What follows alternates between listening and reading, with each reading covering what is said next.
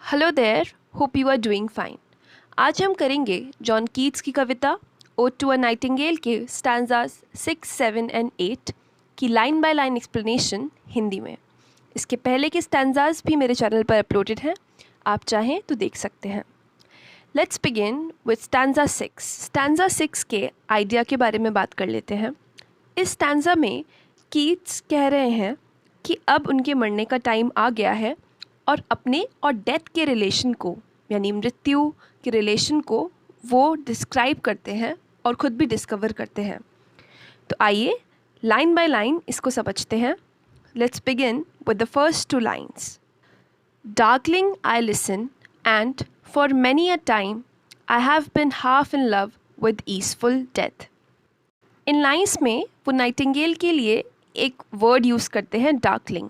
वो उसे डार्कलिंग इसलिए बोलते हैं क्योंकि उनका खुद का मूड नाइटिंगेल की आवाज़ सुनकर, उसका गाना सुनकर बहुत डार्क हो रहा है। डार्क मीन्स ग्लूमी थॉट्स आ रहे हैं उनके दिमाग में। तो बोलते हैं डार्कलिंग आई लिसन, डार्कलिंग मैं सुनता हूँ, एंड तुम्हें, and for many a time, और कई बार, मैनी अ टाइम मीन्स कई बार, I have been half in love with easeful death, और ईजफुल जो डेथ है, डेथ आसान लगने लग जाती है। जब ज़िंदगी बहुत भारी हो तो डेथ, मरना बहुत आसान लगने लग जाता है, इसलिए उसे ईजफुल डेथ बोल रहे हैं वो, क्योंकि उसके बाद सब शांत हो जाता है। तो वो उसमें हाफ इन लव हो जाता है, ऐसा लगता है कि वो लव में है डेथ के, हाफ ही सही लेकिन उसके प्यार में पड़ गए हैं जब वो नाइटिंगेल को सुनते हैं। नेक्स्ट लाइन पढ़ते हैं। Called him soft names in many a mused rhyme to take into the air my quiet breath. तो पोइट बोल रहे हैं that he called him soft names, यानी कॉल्ड हिम मतलब हिम कौन है यहाँ पे, डेथ।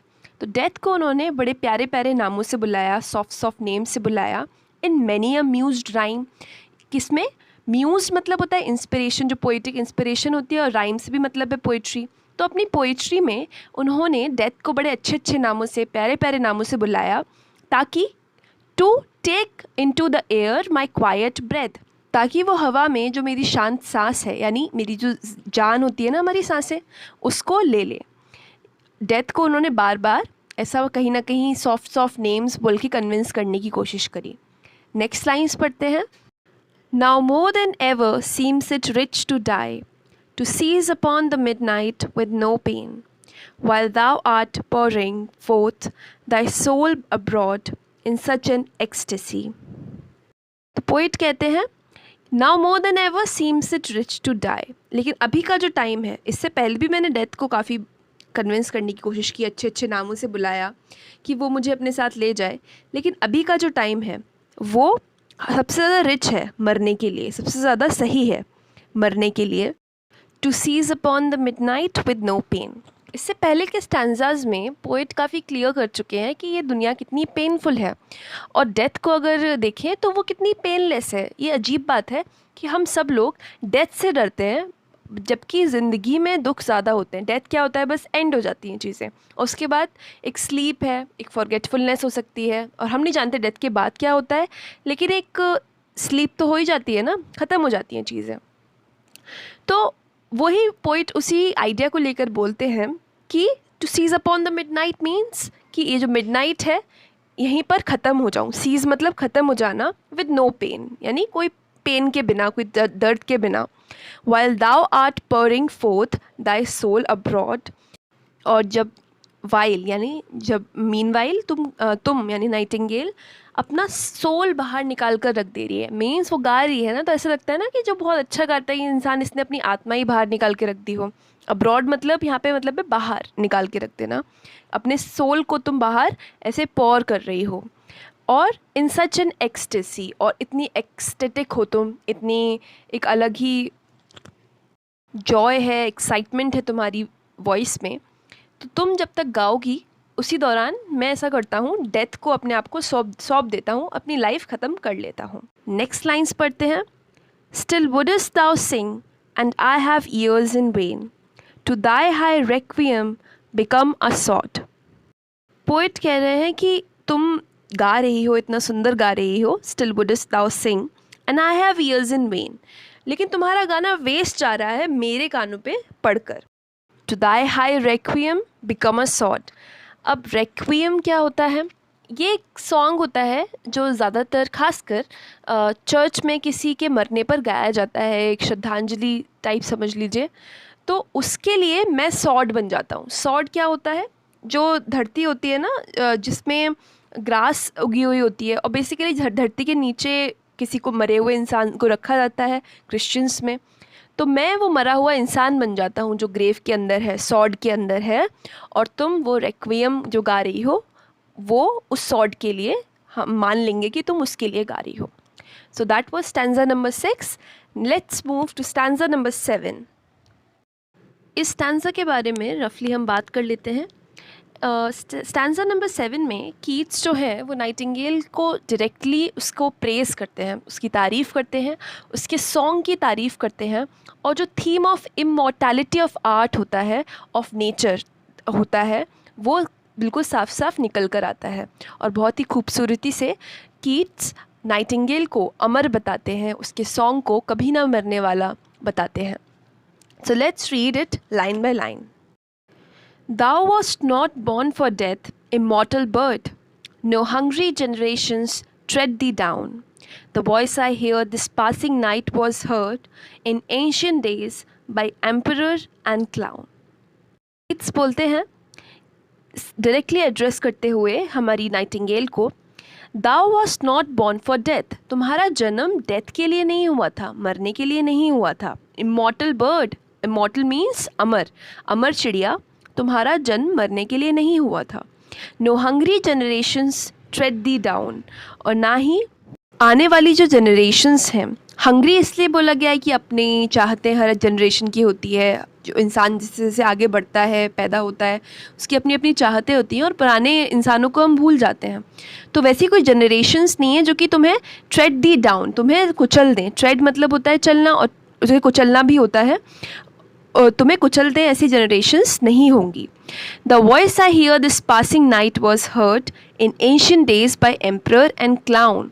और जो वॉइस मैंने, ये जो नाइट जो अभी पिछली नाइट भी थी उसमें मैंने सुनी थी, वो वही वॉइस थी जो कि एंशियंट टाइम में, प्राचीन काल में, एम्परर, एम्परर मीन्स राजा, और क्लाउन, उसका जो क्लाउन होता है ना, उसे विदूषक बोलते हैं, वो उसको एंटरटेन करने के लिए होता है, तो वो सब भी वही वॉइस सुनते थे। तो कीट्स यहाँ पे ये दर्शा रहे हैं कि नाइटिंगेल तब भी थी और अब भी है।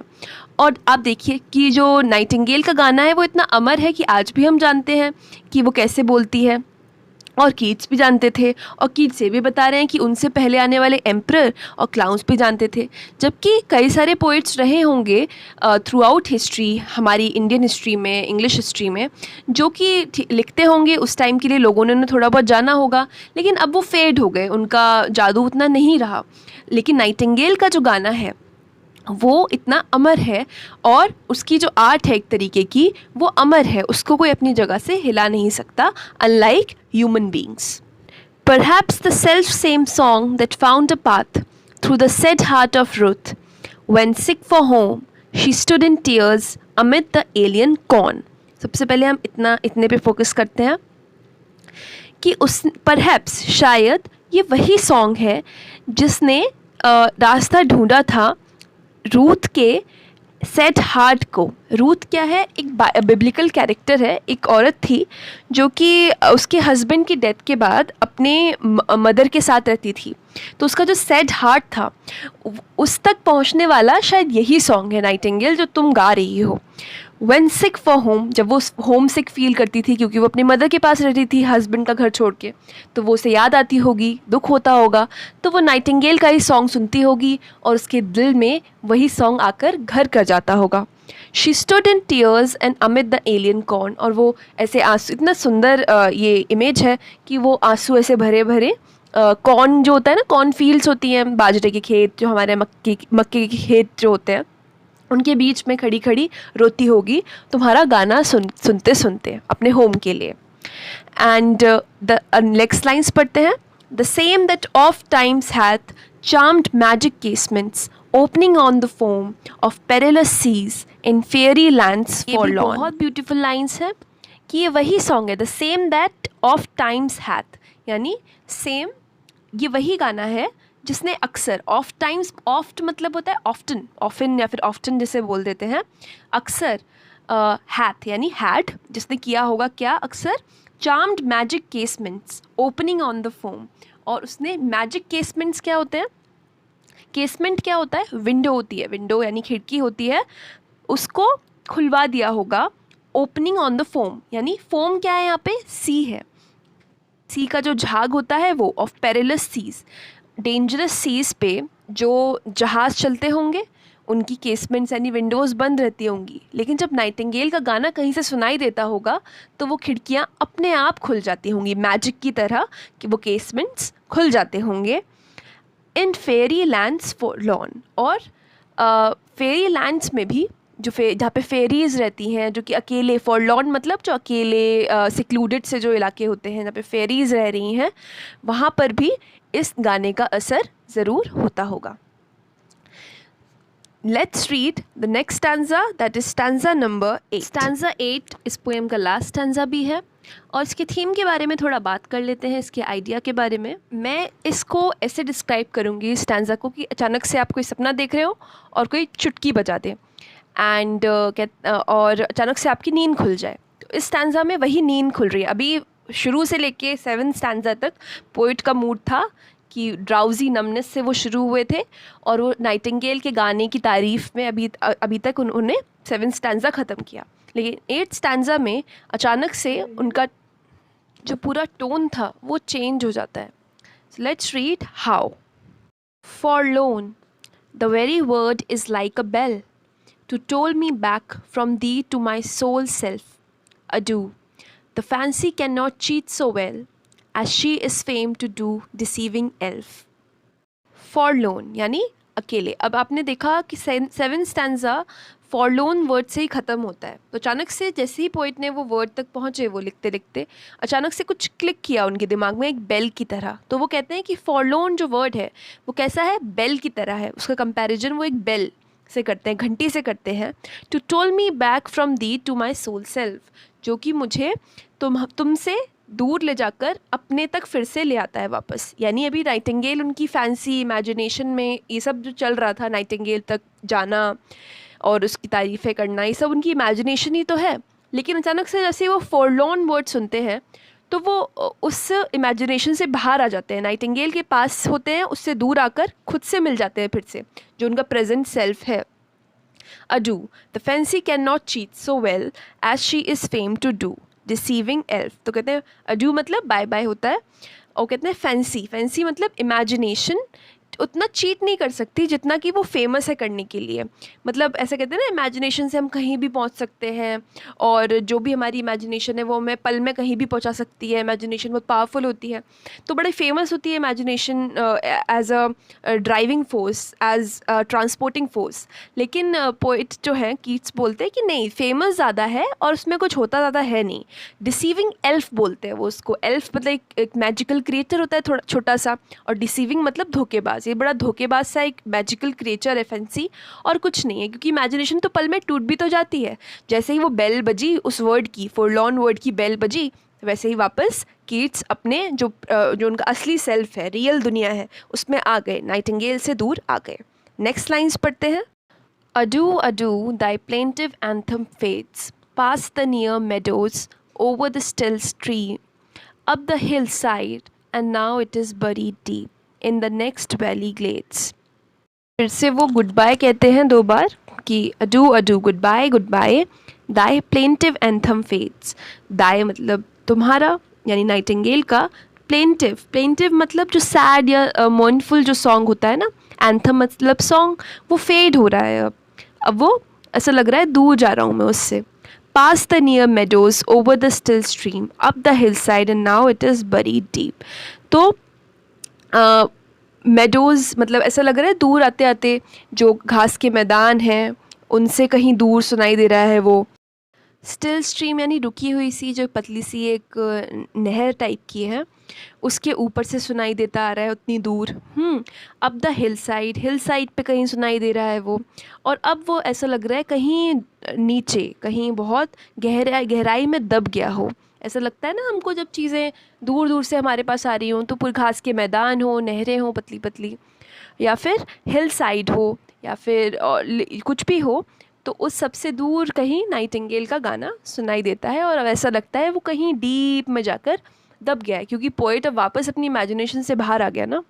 और कहाँ वो बड़ी डीप है, यानी कहाँ गहराई में दबा हुआ है, जो कि नेक्स्ट वैली है। वैली क्या होता है? दो माउंटेन्स के बीच में जो जगह होती है ना, उसे वैली कहते हैं। तो उसके जो ग्लेड्स हैं, यानी ग्लेड्स होते हैं कि ओपन जो ग्राउंड्स या फिर ओपन स्पेसेस होते हैं फॉरेस्ट पे, जंगलों में, उन्हें ग्लेड्स कहते हैं। तो वहाँ पर कहीं वो जाके दब गई है, ऐसा पोइट को लग रहा है नाइटिंगेल की आवाज़। नेक्स्ट लाइंस पढ़ते हैं, जो कि लास्ट 2 लाइंस हैं इस पूरी पोएम की, और काफ़ी सुंदर और पावरफुल लाइंस हैं। ये एक क्वेश्चन है, was it a vision or a waking dream? Fled is that music, do I wake or sleep? अचानक से जब पोएट बाहर आए हैं अपनी पूरी इमेजिनेशन से, तो अचानक से वो अपने आप से पूछते हैं कि क्या वो एक विजन था, मुझे बस एक दृष्टि दिखी थी अचानक से, या फिर एक वेकिंग ड्रीम था, एक मैंने खुली आंखों से सपना देखा था। वेकिंग ड्रीम में एक ऑक्सीमोरन है कि खुली आंखों से सपना देखा था मैंने। फ्लेड इज़ दैट म्यूज़िक, अब वो जो म्यूज़िक था जो अभी तक मुझे सुनाई दे रहा था, वो फ्लेड हो गया है, कहीं चला गया है। Do I wake or sleep, क्या मैं जग रहा हूँ या मैं सो रहा हूँ? मतलब मुझे तो समझ में नहीं आ रहा कि मेरी स्टेट क्या है, ना जगने की है ना सोने की। क्या रियल है, क्या अनरियल है, क्या इमेजिनेशन है, और क्या असलियत में मेरे साथ हो रहा है। आई थिंक हम सब अग्री करते हैं कि ये पोएम बेहद खूबसूरत थी। आप कमेंट्स में बता सकते हैं कि आप अग्री करते हैं कि डिसअग्री करते हैं, बट आई थिंक हम सब अग्री कर सकते हैं, और बहुत ही डिज़र्विंगली ये फेमस है। और कैसी एक जर्नी पे पोएट हमको ले गए, और अंत तक आते हमें पता चला कि पोएट खुद ही एक इमेजिनेशन में है और खुद ही कन्फ्यूजन में है। एक एक करके इसके थीम्स के बारे में बहुत ब्रीफली डिस्कस कर लेते हैं। पहला जो थीम है इस पोएम का, वो आप आराम से बता सकते हैं कि एक आर्टिस्ट की जो आकांक्षा, महत्वाकांक्षा होती है कि वो उसे इंस्पिरेशन चाहिए, और एक पोइटिक इंस्पिरेशन एक थीम है इसमें। दूसरा है ब्यूटी, वो कैसे ब्यूटी को अप्रिशिएट कर रहे हैं। तीसरा है एक इंटॉक्सिकेशन की फीलिंग, एक होश में ना रहने की फीलिंग, ये हो गया। इसके अलावा डेथ एक बहुत बड़ा इसमें थीम है, एक मरने की इच्छा, क्योंकि इस दुनिया में कुछ है नहीं। कहीं ना कहीं इस दुनिया का क्रिटिसिज्म भी है, थोड़ा हम कह सकते हैं, लेकिन वो बहुत मेजर थीम तो नहीं है, लेकिन हाँ एक डिस्क्रिप्शन है, एक तरीके का क्रिटिसिज्म है इस दुनिया की जो टेम्प्ररी चीज़ें हैं उनका। नेचर एक बहुत बड़ा इंस्पिरेशन है इस पोएम में। आप अनगिनत एग्जाम्पल्स निकाल सकते हैं इस पोएम से ही अकेले कि जॉन कीट्स एक बेहतरीन रोमांटिक पोएट है, क्योंकि वो नेचर के बारे में बहुत ज़बरदस्त तरीके से लिखते हैं और बहुत ज़्यादा इंस्पायर्ड है भीतर तक। नाउ अगर आपके लिए वीडियो फ़ायदेमंद साबित हुआ हो, इंटरेस्टिंग रहा हो, और आपने इन्जॉय किया हो इस वीडियो को, तो please leave a like and also subscribe to my channel, ताकि आप आगे के वीडियोस से भी कैचअप कर पाएँ, and share it with your friends, and if it's your exam, all the very best and take care.